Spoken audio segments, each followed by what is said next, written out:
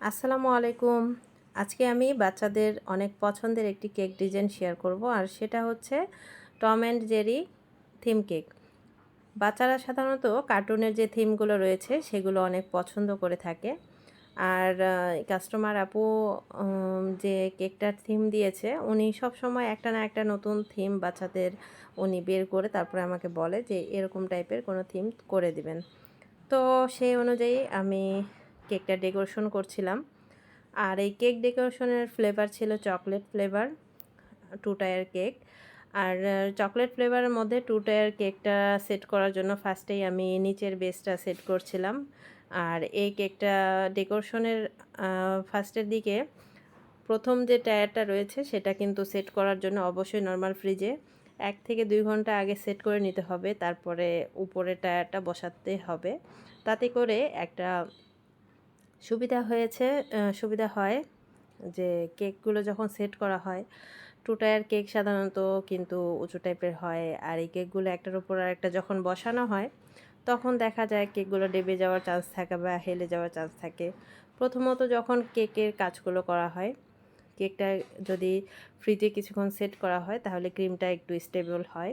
সেক্ষেত্রে যখন টায়ার কেকটা সেট করা হয়, একটা টায়ারের উপর আরেকটা টায়ার বসানো হয়, তখন কিন্তু এই কেকটার কোনো প্রবলেম হওয়ার কোনো চান্স থাকে না।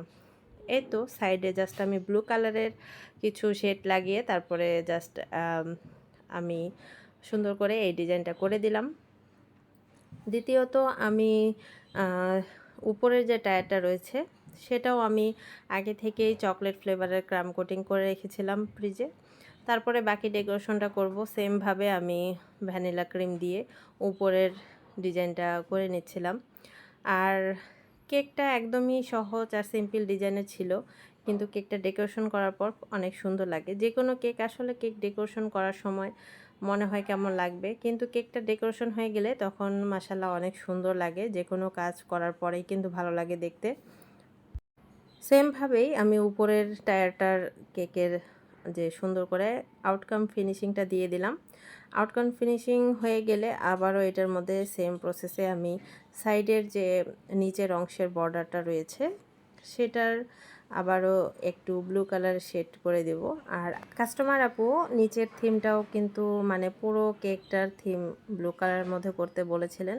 আর এটার সাথে আরও একটি কেক নিয়েছিলেন, আর সেটা হচ্ছে লাবুবু কেক। সেটা ফ্ল্যাট কেক ছিল।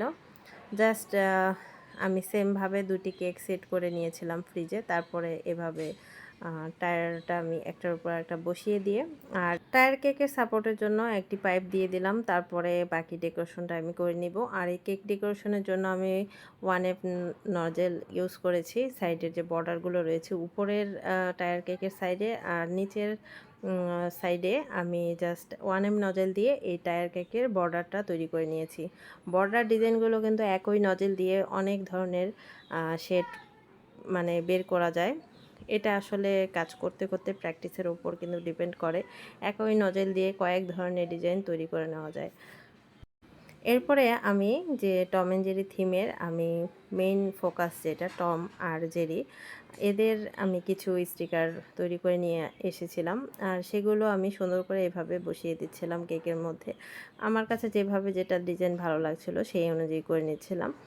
আর এই কেকটা মধ্যে যে স্টিকারগুলো রয়েছে টম জেরি, তারপরে যে ডগের ডিজাইনটা রয়েছে সেটা, আর আরেকটা মেয়ের স্টিকার রয়েছে। এই স্টিকারটার নাম আসলে আমিও বলতে পারতেছি না, বাচ্চারা দেখলেই বলতে পারবে। তো সবগুলোর স্টিকার এখানে আমার মন মতো আমি বসিয়ে কিছু বাটারফ্লাই অ্যাড করে দিয়েছি আর সুগার বল অ্যাড করে দিয়েছি। কেকটা ডেকোরেশন করার পর এই তো দেখেন আমি লাইটিং করে ভিডিওটা করেছি। এটা মাশাআল্লাহ কেকটা অনেক সুন্দর লাগছিল। ভিডিওটা কেমন হয়েছে সবাই কমেন্ট করে জানাবেন। সবাই ভালো থাকবেন। আল্লাহ হাফেজ।